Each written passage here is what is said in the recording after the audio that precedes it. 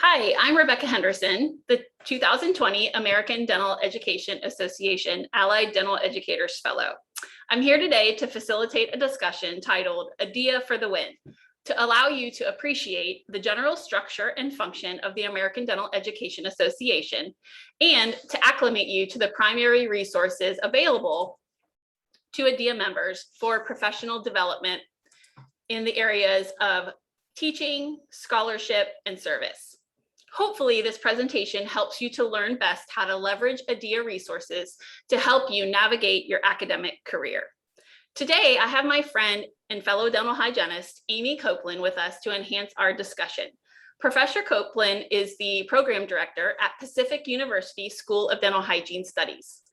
She earned her Master's of Science in Dental Hygiene from the University of Michigan School of Dentistry in 2009.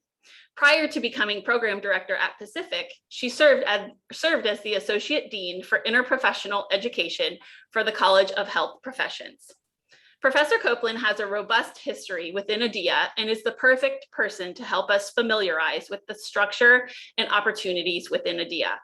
Some examples of her experiences within ADEA include starting a student chapter of the ADEA Council of Students, Residents, and Fellows at Pacific University in 2016. She has been the recipient of both the ADEA Geis Award for the Vision of a Dental Educator and the ADEA Geis Foundation Drs. Connie and Richard Driscoll Scholarship for participation in the ADEA Leadership Institute. In addition, she is the past chair of the ADEA section on dental hygiene education and is currently the board director for the ADEA Council of Allied Dental Program Directors. Let's dig into the organizational structure of ADEA. This will help you better understand the roles Professor Copeland has had and the opportunities for you to engage in ADEA as well. So Professor Copeland, welcome to joining us for the presentation today. And I will hand it over to you to provide us a little bit of the organizational structure overview for ADEA. Sure. Thank you so much for having me. I'm really excited to be with you and talk to you about all the great opportunities that ADEA provides dental educators. It can be a little bit daunting as you get started. And so as you can see, this organizational structure is quite large. But one of the biggest things to know is that ADEA has 7 councils.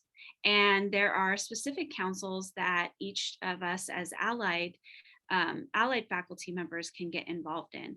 So there's the Council of Allied Dental Program Directors, and that's the council that I am the administrative board member for, or the board director for. And that is specifically for program directors, whether it be a degree completion program, a graduate program, a dental assisting, dental hygiene, dental lab technology, or dental therapy program director.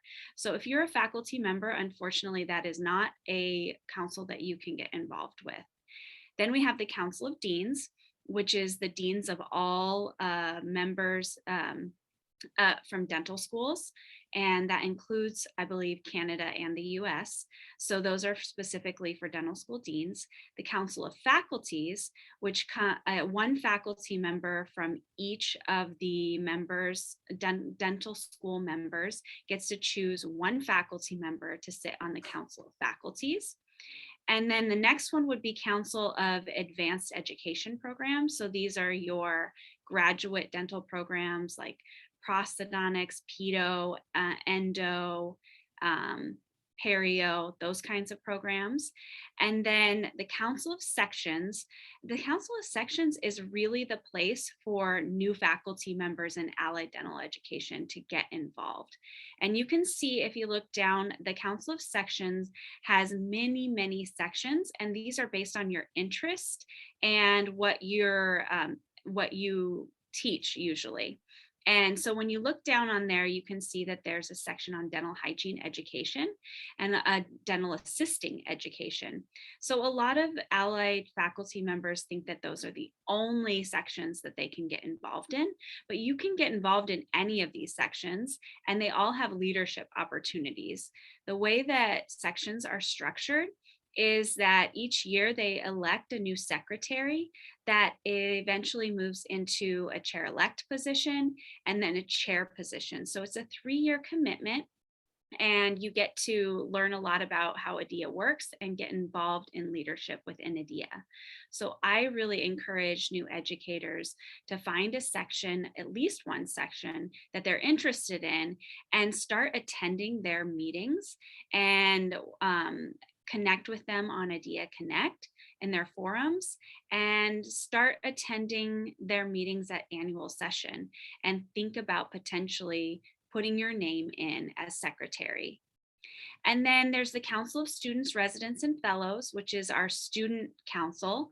And I think that even allied educators can get involved in this section as well if they want to help start a chapter at their schools. And each of the chapters that exist have to have a faculty mentor or liaison. So this is another excellent way to get involved. And then the corporate council, which is all of the corporate members of ADEA.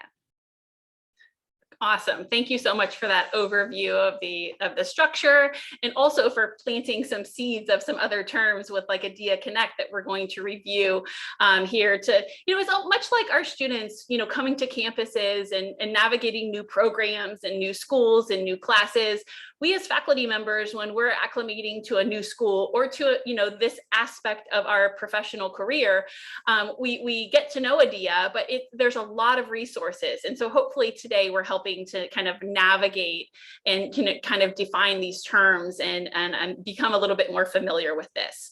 So we'll go into some of the specific areas for teaching and scholarly activity and service. And many of these you heard in kind of the introduction here with Professor Copeland, that she has served in many of these areas and on many of these roles as she was talking about those councils and those sections. And this is just, not meant to be a comprehensive, map to ADEA, but just kind of highlighting some of the primary areas under each section that, that tripartite responsibility that we have as educators within teaching and scholarly activity and service to kind of navigate. So in kind of that teal bar, that teal strip in the middle, it kind of highlights the topic area or the name of the program within ADEA. And then we have some, a little bit more robust of a description. You would be able to find this information on the ADEA website. We're just trying to use this as kind of a legend to kind of guide you as you're doing your exploration. You may see some abbreviations included on some of these areas. So just make sure you understand, like, for example, the Bulletin of Dental Education, I have it highlighted as the BDE. You'll see in a lot of the ADEA communications, they use a lot of, abbreviations to help, guide you to certain things. So I think it's very helpful to know, when they call for volunteers for a certain area, or guide you to submit to the Journal of Dental Education, the JD, that you kind of realize what some of the either acronyms or abbreviations kind of lead you to. So we'll start at the top, and Professor Copeland and I will just kind of tag team these in a little bit of our experiences as we move through to help acclimate you to these various things. So in that top section under teaching, I'll let Professor Copeland start off with the areas that she kind of wants to highlight, and then I'll kind of fill in around her. Sure. So I can tell you that the ADEA Faculty Diversity Toolkit is something that's fairly new and comprehensive that ADEA has developed. And it's something that is being widely utilized within dental education, and not just dental education, but I sent it up all the way to the top of my university. And it's a toolkit that helps with best practices in hiring and retaining diverse faculty. So I have my hard copy here. And we're going to be doing a search this year. So I'm going to be utilizing this heavily. And last year, we even had a capstone group of our students use this faculty diversity toolkit to help us develop better practices in hiring our part-time clinical faculty to increase their diversity. So it's a great resource, and it's broken up into several chapters with really great guides and things that you can utilize for helping increase diversity with your faculty. And then the other one I guess I'll highlight is the online ADEA Online Connect. So when you get registered with ADEA, they'll ask you to choose the groups that you're interested in. And this is where those sections come in. Any of those that you put a check mark by on your profile, you will get added to those communities within ADEA Connect. ADEA Connect is a little bit separate. So it's a separate place you go into when you log into ADEA, and you can see all of the communities that you're in, and they have discussion boards that you can post questions to that other people with the same interest or expertise within ADEA all across the country will chime in and give you sometimes their own resources. So I've seen things go back and forth for people who teach the same thing, like radiology or research or public health, asking what books are good, if people have case studies, and people just share openly with others within that community. And then they also post those opportunities for leadership that I was talking about. So the ADEA Connect community is going to be essential for you to grow within ADEA and find out what's going on. Absolutely. Great description of ADEA Connect. It's kind of, the email, forum, but kind of within the ADEA community, and it's a way to kind of group us together within that and keep track of it. So we can go back and reference it and kind of follow the conversation and have it as another type of resource.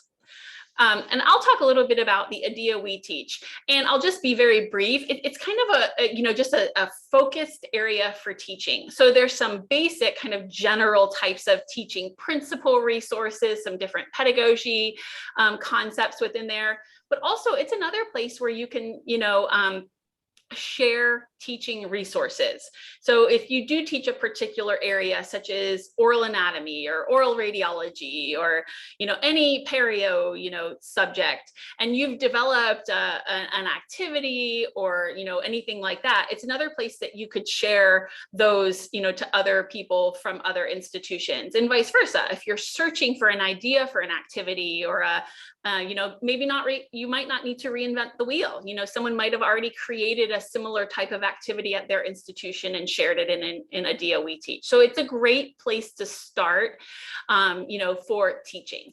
Many of our institutions have teaching centers and learning institutes that support faculty in those roles, but some schools don't have that, or it's just another, resource to utilize in addition. So it's a great, hub for some teaching resources. And then here I have listed the ADEA annual conferences because they really overlap all categories. They address, all of the topics that we would want to be learning and developing in as faculty members. But there's, two primary conferences that occur each year within ADEA. The annual session is a, spring meeting, early spring meeting, like in March typically. And, that is, an area where you attend, and there's many sessions for several days. There's meetings of councils and there's meetings of sections. So there's kind of the whole business aspect of ADEA that's happening while the annual session is going on. But there's numerous content specific areas in scholarly activity and in teaching, pedagogy and examples of what faculty members are doing and some of their outcomes, and tons of resources across the board, from your academic affairs department at your school to your admissions team, to the faculty who are teaching courses. So that's an opportunity to grow and develop and learn at a conference. And then the fall meeting, typically occurs in, October.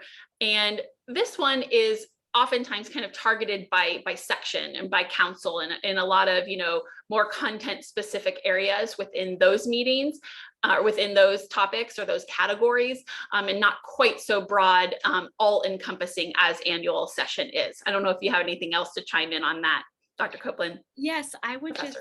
I would just say that if you can find a way to get yourself to annual session, that would be the meeting, the go-to meeting every year to try and get to, because it's going to be thousands of dental educators from across the country and world even, and a place where you can network and talk to other faculty who are doing the same thing you are, and just learn about how big this organization is and what they do for you.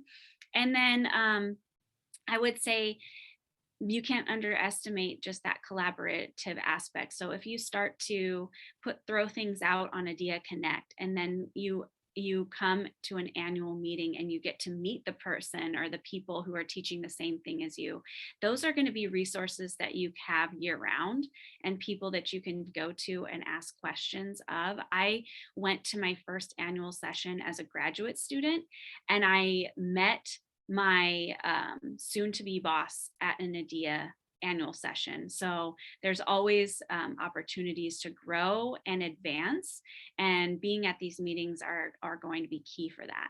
The fall meeting is something that I didn't really know about until I started the student chapter. And I just went to the fall meeting because that's when the Council of Students, Residents, and Fellows have their business meeting. And I just sat in the back of the room and observed and listened to some of the things that they were doing, and figured out how to start a chapter. And while I was there, I saw that the Council of Sections was having their business meeting, and I sort of joined some of their meetings. And that's when I made the decision to run for a position within the Council of Sections, because all of those councils, you're like, okay, what are they and where can I fit in? And that's when I really realized that the Council of Sections as an allied faculty member was going to be my best place to find a spot and to get involved. So the fall meeting is really great. It's on a smaller scale as annual session, but a lot of people, it's their favorite meeting to go to. Absolutely, absolutely. Sometimes that intimacy is a little bit less overwhelming as well. Okay, so let's turn into this scholarly activity category, and we'll follow kind of the same guideline here. I'll let Professor Copeland chime in, and then I'll kind of fill in around the expert. I don't know if I'm the expert here, but the Journal of Dental Education is connected with ADEA. And if you're new to education, the first thing you want to do is see if there's a way to become a reviewer. If you are intimidated by that, because this is a peer-reviewed journal with original research and a high impact across dental education, you can start out small by becoming a reviewer for the annual session proposals. So that is a very small way, but also gives you an idea of what ADEA looks for in their proposals for annual session. And by doing that, it may spark your interest in potentially submitting a proposal to speak at the annual session. So I encourage you to look at all ways to either speak or present in all different levels. So I would put the journal at the highest level, doing original research as you get your feet under you with your teaching load, and teaming up with people to submit original research. But also they have poster presentations that can be submitted for the annual session, and then speaking proposals. And all of those are peer-reviewed scholarly activity, and some of those are seen as higher importance depending on what institution you're at, and other institutions do poster presentations, and speaking at national meetings is sufficient for that. So you just have to know what your institution is looking for, but any of those within ADEA are going to be seen as very prestigious in most institutions. And so I would get involved as a reviewer first, and that will help you to see what kind of things that they're looking for. Absolutely. Great example and great recommendation. I'll talk a little bit about the Bulletin of Dental Education. It's kind of an ADEA newsletter that, highlights things that are going on, not only within the dental community or new certifications that, members in certain states have obtained, but also general ADEA news and events, and really even highlights activities that happen within schools. So it's an opportunity for you, either as a program director or as a faculty member, to really promote your program and shine a light on the wonderful things we're doing all across the country, whether it's a student event or a student activity, a new community experience that you've incorporated in your program, or a faculty, highlight on someone who has received an award or had an accepted publication of note. So it's really an opportunity to, stay connected and in communication with members of the ADEA community on many, many different levels. I just want to say one thing about that. They are always looking for allied articles. And so the fact that this happens every other month, and they're fairly short publications that you can write. And I'll give a few examples of what we've submitted. So we've had some legislation in our state about dental therapy that I've written about. And then we've had a student group who started a mouth guard clinic for the athletic department within our school, and we wrote about that. So it's really a great way to get your school's name out there and get a chance to get a publication. Awesome. Thanks for those examples. Sometimes it's helpful to, really have a specific one to kind of get your feet wet and get the confidence to submit. But, anything, that you can submit, the ADEA staff members will guide you and tweak you and help you, have it, print ready to be shared in the Bulletin of Dental Education. Another opportunity in this scholarly activity category is the MedEd Portal Partnership. And so this is really a partnership between ADEA and the Association of the American Medical Colleges. It's an online peer-reviewed publication portal.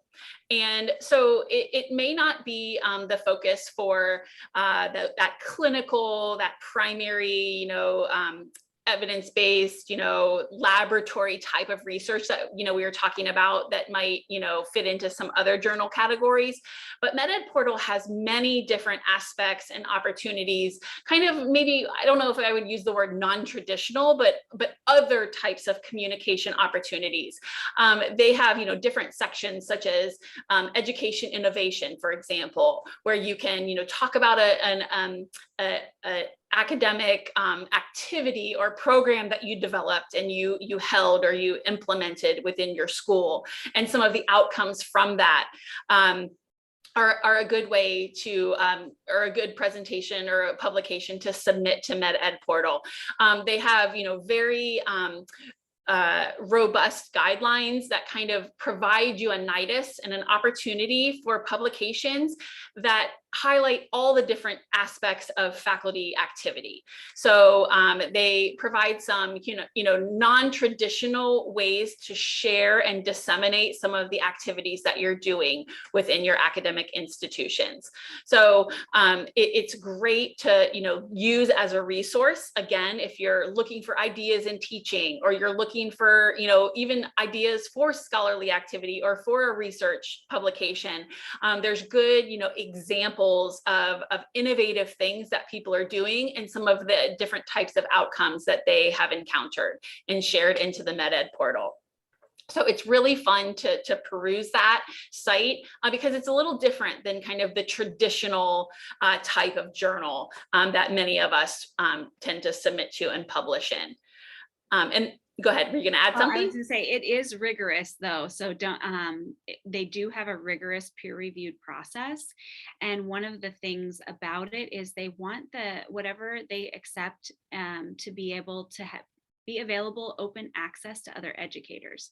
So other educators don't have to reinvent the wheel, and that the hard work that people do to make their classes innovative and incorporate, the most up-to-date, whether it be an advanced sort of case study, to be able to share that widely so that people can use it and replicate it and then, alter it for their purposes. So not only is it a great place to publish, but like you said, it's a great place to get get resources to help you become a better teacher. Absolutely. It's just really a way that, it expands the breadth of that scholarly activity.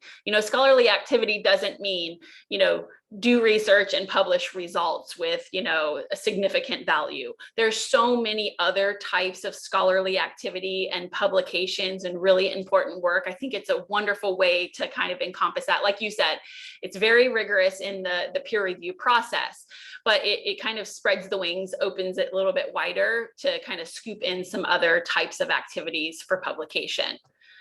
One other thing I'd like to say about scholarly activity is I have attempted to publish in all of these things, and I have been successful, but I've also been rejected several times. And I think that's something that newer educators need to realize is all part of it's all part of the process, to not take that rejection personally. So from the beginning of my time as an educator, I've submitted a proposal to the ADEA annual session every single year.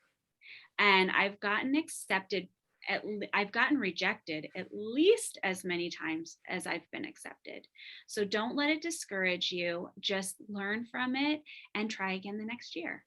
And Absolutely. same thing with the journal. I've had a couple of publications in that journal. It can be difficult, but I know that they started recently this advances in innovation section that are shorter publications about different innovative teaching things that people have been doing, and that's a really great place to start. And I heard that their acceptance rate for those innovations is on the higher level, up in the 70s% wise. So that's a really good place to start. And they're shorter publications as well.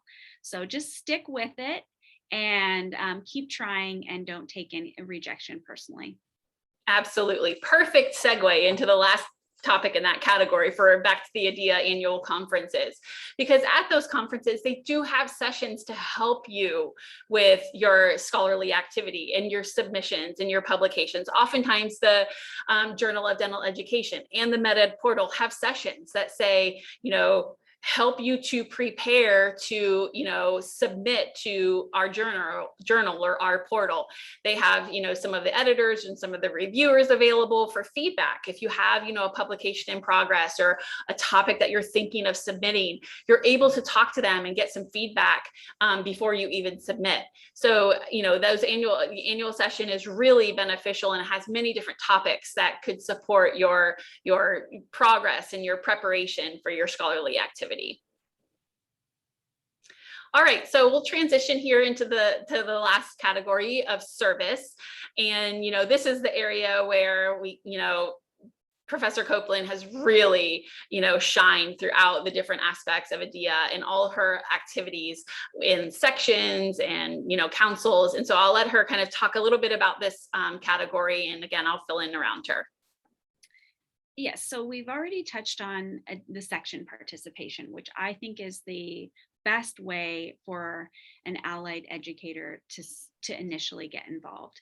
And there's the section on dental hygiene education. There's a section on dental assisting education, but there's other sections that we've seen a lot of allied faculty be involved with in their leadership. One of them is the substance abuse, addiction, and tobacco dependence education section. There's a new section just recently that was approved, women in leadership section, and that's another one that you could get involved with. And then there's one thing we didn't mention is there's SIGs, which is a special interest group.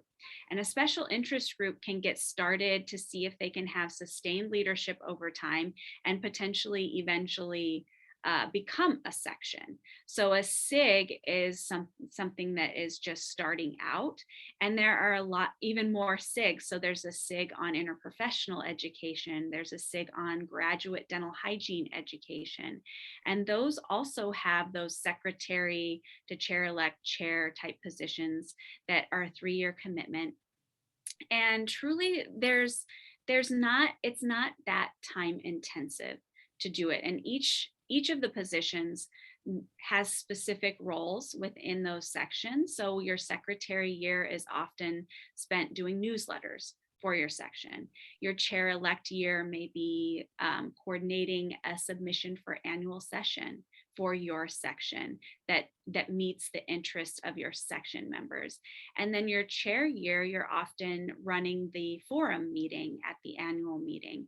So it's not a huge time commitment, but it is an opportunity to get more involved with leadership.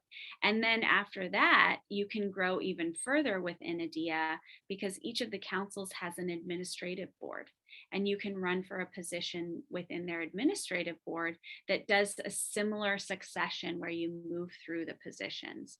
So I really like the Council of Sections and the ability to get involved there. And then I really would love to see more allied chapters within the Students, Residents, and Fellows Council. Right now, I think we have 3 allied chapters registered, which, as you know, there's hundreds and hundreds of allied programs across the country.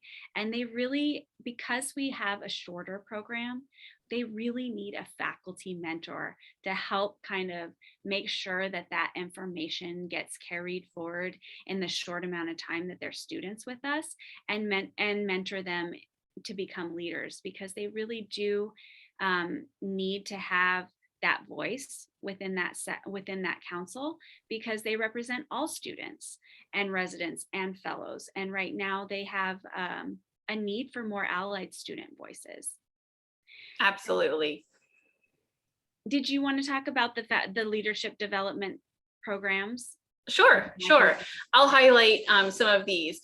And then which ones did you participate in? So I have participated in the ADFLP program and the Leadership Institute. And then right now I'm serving as an advisor for the Emerging Leaders program. Great. And I have myself participated in the Allied Dental Faculty Leadership Development Program as well. So a little tiny overview on some of these leadership development opportunities. So the ADEA LEAD program, the Leadership Essentials for Allied Dental Educators, is an online program. So it's kind of a self-paced program that you're able to work your way through to kind of develop your skills and expand your network and really kind of dip your toes into the leadership opportunities that are available and kind of acclimate with, what leadership looks like in allied dental education. And so it's a wonderful resource, that doesn't require travel or, being away from your academic institution to participate in. And it's a longer, program that goes on for several weeks. So that's one opportunity, kind of for an early faculty member to consider, along with, your program director and, kind of discussing when and, if that would be a good program for you to consider joining. And then the Emerging Leaders program is it's a 3-day program. So it begins to build in some of, the group work and the senior leadership and provide some early career faculty some of these additional insights and kind of foundational skills to begin to build their academic career. It really helps kind of, focus a little bit into, a little bit of teaching and a little bit of scholar activity and a little bit of leadership to kind of, get your feet wet and kind of allow you to consider your growth as a professional academic. And then the ADFLP, this is a 4-day program for faculty members and program directors also. And it's kind of a lot of self-assessment and self-reflection. You complete some activities, some personality exploration activities, and a 360 leadership profile where you have some people, comment on you and your leadership abilities, and you take it's a very hands-on, active workshop to work through, and a lot of self-reflection and planning and thinking about kind of next steps in your career and kind of how you're going to capitalize and develop the skills you're already growing. And then do you want to talk about the phase 5, the Leadership Institute, since you've done that one before, but I know it's kind of a next level, a next step leadership program. Sure. So the Leadership Institute is a year-long leadership program that has, I believe, 4 different phases, starting at annual session, and then you graduate at annual session, and you're put into a peer group with a mentor, and you develop a project over the course of a year.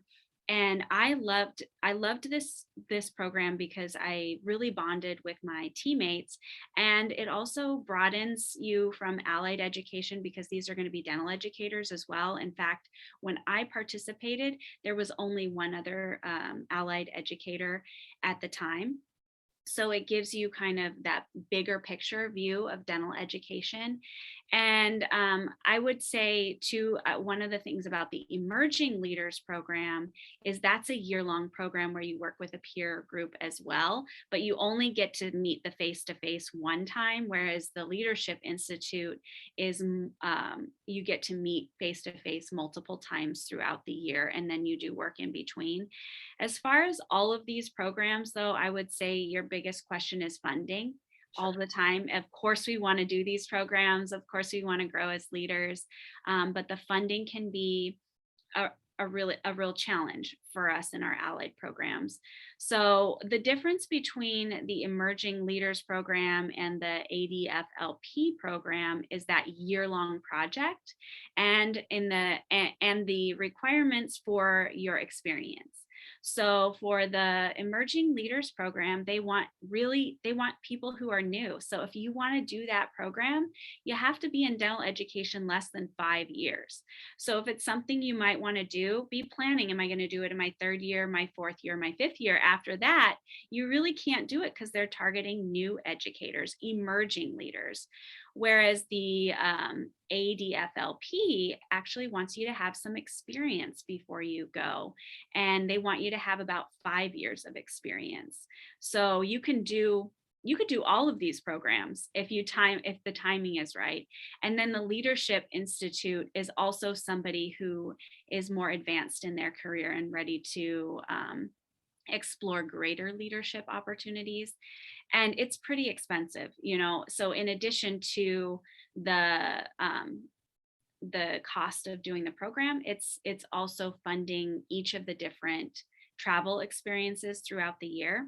What I can tell you though is when I went, got a scholarship, the Connie Driscoll scholarship, and that was $10,000, which almost helped fund the entire thing. There was still some. And then the year after that, another one of my colleagues applied and she also got the Connie Driscoll. And so something you need to know about Connie is she started out as a dental hygienist. And I'm not on the review committee. I don't know anybody. I just have these 2 examples. And I think that they would love to see more allied faculty go through this year-long program. So Absolutely. think about applying, and you may end up getting a scholarship that covers it. And then with the Emerging Leaders Program, they give 2 scholarships a year for faculty of color. So think about applying for that. And that doesn't cover the travel, but it does cover the cost of registration, which is huge for an allied faculty member. And then the lead would be the online one that you talked about first is going to be the least expensive because there's no travel involved. And we sponsor a faculty member every time the lead comes around. We try to sponsor one faculty within our institution because it is such a great opportunity to learn about how you can grow as a faculty member in your leadership. And so I would plug that one. If funding is a real issue, that would be a great one to start with. But that one also has an experience requirement, and that one is 2 years. So those are just good things to know about those programs if you're planning as far as your experience level. Absolutely. Thank you so much for highlighting those leadership development opportunities. And like you said, that you're able to do all of them if you kind of time things up and stars align just right for them. But also you don't have to do all of them. You could do one of them, or two of them. So I want, everyone to understand what kind of exists and the different parameters and opportunities for them. And of course, for all of these, there is communication, prior to registration opening and notifications of when registration will be closing, and more detailed information about how to apply and funding and costs and which ones offer scholarships and all those parameters that you outlined. That's all on the website. So again, this presentation was meant to just kind of be an overview to introduce you and really acclimate you to the ADEA resources. So with that, we have, hopefully provided you a beneficial, few minutes of time to, allow you to understand better what ADEA might be able to do for you and your professional development as an educator. And thank you so much, Professor Copeland, for joining me today. You are my expert in this. So, you've just been in so many areas and done so many things. And, also being a program director, you've, facilitated a lot of these events for your own faculty. So I think your perspective on from so many different angles is really beneficial to those, consuming this information. So thank you so much. Thank you so much for having me. And I would just say, for any allied educator out there who wants to grow, get involved as much as you can with ADEA. And if resources are an issue at your institution, just see if you can invest in yourself. And because you will not be sorry, even if you have to use some of your own funds to do this, you will not regret it. It is well worth it. Absolutely. Thanks again.